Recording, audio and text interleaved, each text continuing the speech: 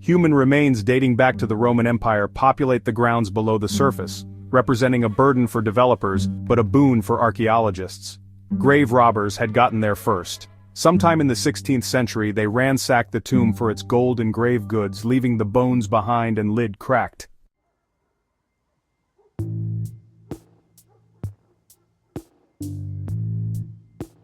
But 5 centuries later, on the southern banks of the Thames in London's Southwark neighborhood, the Roman sarcophagus was unearthed again, this time by construction workers building a new residential development.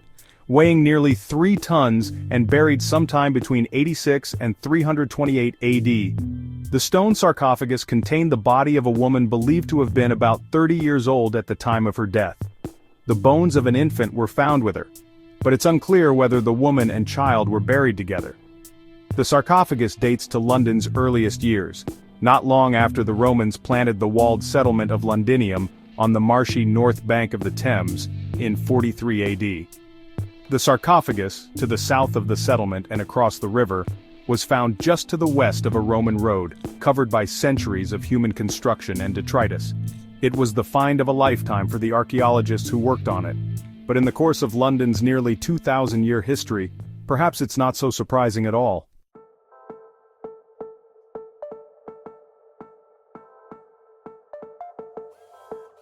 The sarcophagus, its occupants, and 40 years' worth of London's Roman burial finds are part of an exhibition at the Museum of London Docklands, running until the end of October.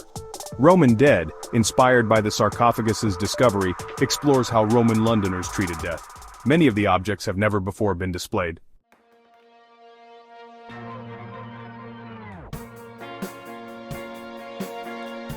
Some of the finds are grim, even for skeletons. 4 of the skulls on display came from a pit found near the London Wall, the Roman-built wall that once encircled the city, filled with more than 40 skulls of men between the ages of 18 and 35, all killed by blunt force trauma to the head. Others are mysterious. The skeleton of a dog, buried in her own grave with her collar but without her head. An iron ring welded in place around an arm, unclear whether it was done before or after death, or why.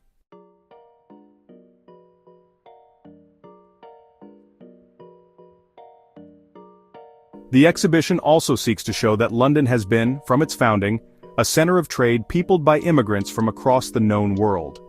One of the skeletons, for example, belonged to a blue-eyed woman of black African ancestry who traveled to London via southern Mediterranean trade routes.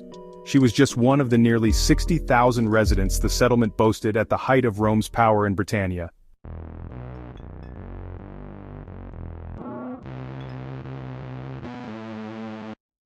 The exhibition underscores one of the most important and consistent sources of archaeological information under London's streets, the bones. And there are a lot of bones. Though the population of Londinium declined after the Romans left in the 5th century, the city trundled on for 2 centuries more. Its fortunes changed with the renewed attention of the Saxons, who called it Londonwick, and over the next millennia, it continued to attract people, power, and trade.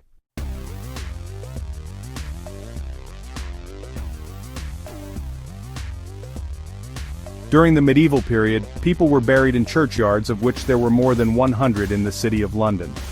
When the population was only around 15,000, as it was in 1100, burying people in the churchyard was sustainable. When it rose to 80,000 by the end of the 13th century, it became less so. And when people died in unimaginable numbers, as they did during the plague years, in 1348, the Black Death killed around 40,000 people within months. Parish cemeteries became dangerously crowded. The response was mass burial grounds in fields outside the city walls, but the city soon swallowed these too. This history of London, punctuated by the ebb and flow of populations, means that the physical remains of countless Londoners sit just there under the pavements.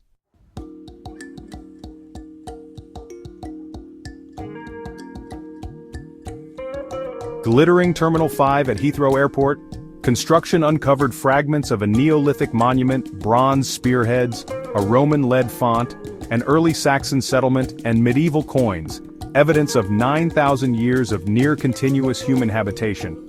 Just feet from the MI6 building, the one blown up in Skyfall, archaeologists discovered the oldest structure in London. 6,000-year-old Mesolithic timber piles stuck deep in the Thames foreshore, the remains of a structure that once sat at the mouths of the Thames and the River Effra. In the basement of Bloomberg's new European headquarters in the heart of the city, there's a modern shrine honoring an ancient temple, the Roman Mithraeum, built in 240 AD next to the River Walbrook to honor the Roman god Mithras. In the basement of a high-end hair salon in Leadenhall, just past the rows of chairs and mirrors, are the remnants of a Roman wall. London is a city built on bones, both figuratively and very literally.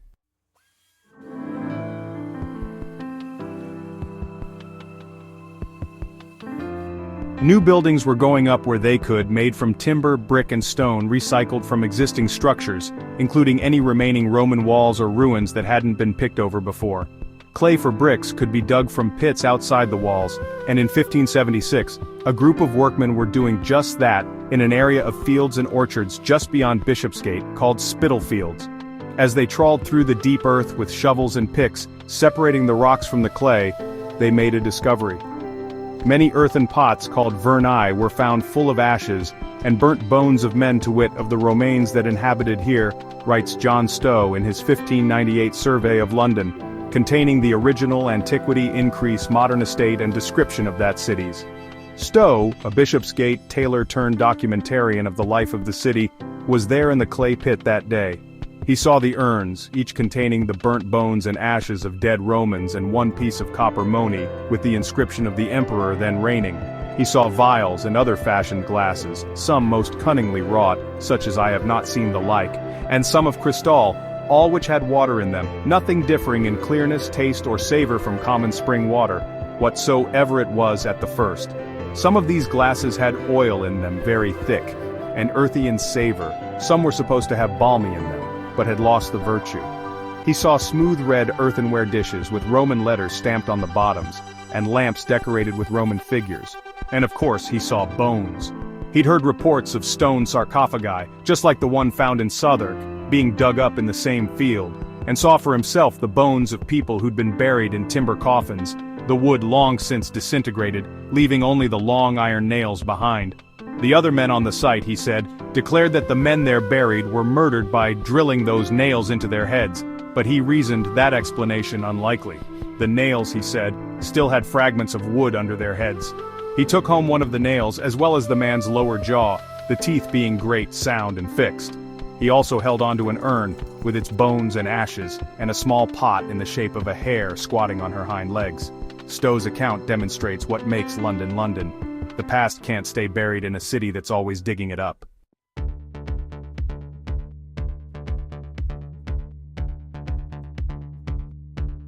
It's only been in the last century, though, that real effort has gone into preserving that past. Stow's Spitalfields Roman burial site was uncovered at a time when, while there might have been a reverence for ancient remains and the stories they told, there was no mechanism for removing and investigating them. What was removed, human and material remains, ended up in private collections or quite possibly the rubbish. There wasn't such a feeling of, "Ooh, we must preserve this," says Muriel Jeter, curator of the Museum of London's Archaeology collection. Later on in the 17th century, during the rebuilding of London after the Great Fire, other Roman remains were found and they were recorded by antiquaries and kept in people's collections. Christopher Wren, St. Paul's architect, found Roman remains during the reconstruction of St. Paul's Cathedral, and a Roman tombstone was found near Ludgate. People were very excited at the time, but they didn't really know what to do with what they found. In the 18th and 19th centuries, as cabinets of curiosities gave way to museums and interest in classical antiquity reached a peak inspired by the Romantic movement, academics turned their attention to these finds. But even through the Victorian era and into the 20th century, though there may have been a popular interest in antiquities, this was not enough to motivate some property developers to preserve what they might have found in the course of building. Moreover, explains Jeter, the Victorians preserved only what they valued. Coffins, urns and sarcophagi, yes. The bones within them, no.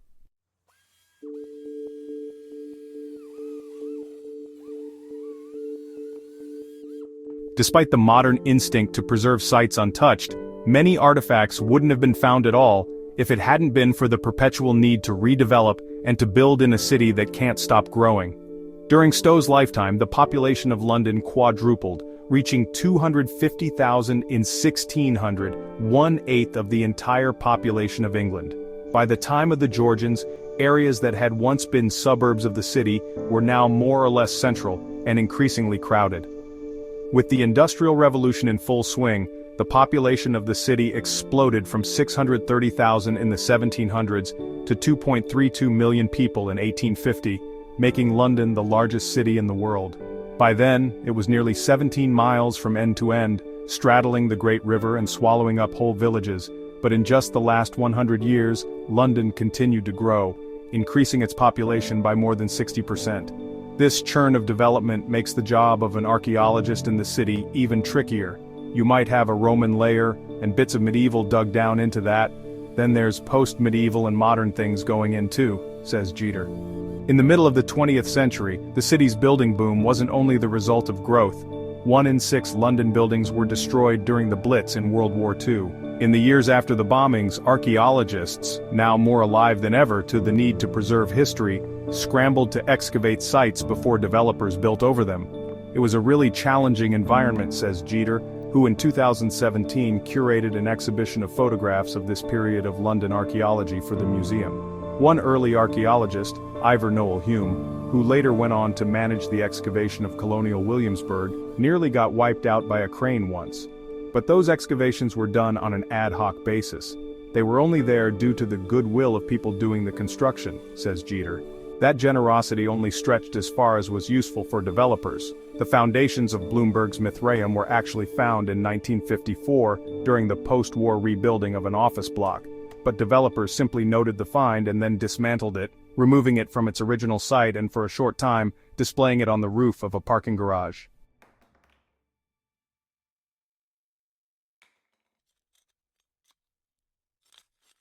By 1989, historians and archaeologists had had enough. The discovery of the foundations of Shakespeare's Rose Theatre on the southern bank of the Thames prompted nationwide protest when it appeared that developers would be razing the grounds. Ultimately, the building was redesigned to accommodate the foundations, but in response to the outcry, Parliament passed legislation the following year, requiring developers to plan to manage a site's history before obtaining permission. If a developer is unable to preserve finds in situ, which is preferred, there must be a plan to preserve them in record or off-site. But crucially, developers are required to pay for everything, from the site assessments to the excavation itself. Most estimates put planning for archaeology at 1 to 3% of the development's total budget. By 2007, 93% of all archaeology in the United Kingdom was being paid for by developers. Archaeology is completely intertwined in the planning process. From a very early point in the project, time has been already allocated for it, says Marit Leenstra, an archaeologist with the Museum of London Archaeology, MOLA, a charitable organization that conducts archaeological excavations on behalf of developers in and around London. It is no longer affiliated with the Museum of London. In some cases, developers will decide to make their development's unique archaeological history part of the building. When Bloomberg bought the site of the Mithraeum in 2010, the company decided to reunite the temple with its original location, turn it into a museum space, and employed MOLA to excavate further. This expectation was part of the reason that excavation of the Southwark site, where the Roman sarcophagus was discovered, went so smoothly. It's also why further excavation of Spitalfields, where John Stow made off with a human jawbone, was able to recover another Roman sarcophagus, as well as the remains of 126 people, dozens of homes from Stow's own time, and an 18th century umbrella manufacturing factory. It's a process that has worked for more than 25 years and, said Leenstra, has been an inspiration for other European countries, including France, which passed similar preventative archaeology legislation in 2001. I think the rest of Europe is catching up, she says.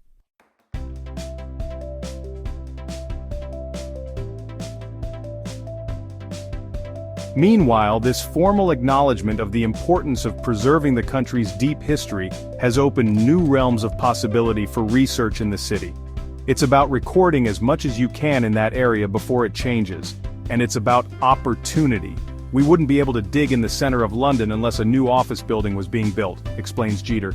Now, all bones, no matter how small and fragmented, are logged into a database maintained by the Centre for Human Bioarchaeology, part of the Museum of London. By 2014, the database had recorded bones from 16,207 individual skeletons, spanning nearly the entirety of documented human habitation in the London area. And those are just the ones they found.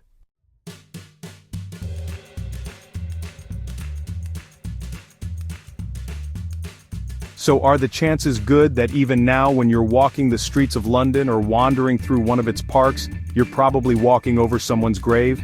Oh yes, says Jeter, modern archaeology in London demonstrates that the past and the present are never far from each other, and that they need each other. Without the need to constantly reinvent this ancient city, archaeologists would never get the chance to see what or who is under those office blocks and terraced houses. This has always been the case for a city like London. It's only now, however, that the need to build is tempered by the inclination to preserve. For more videos from Beat the Ads, like and subscribe.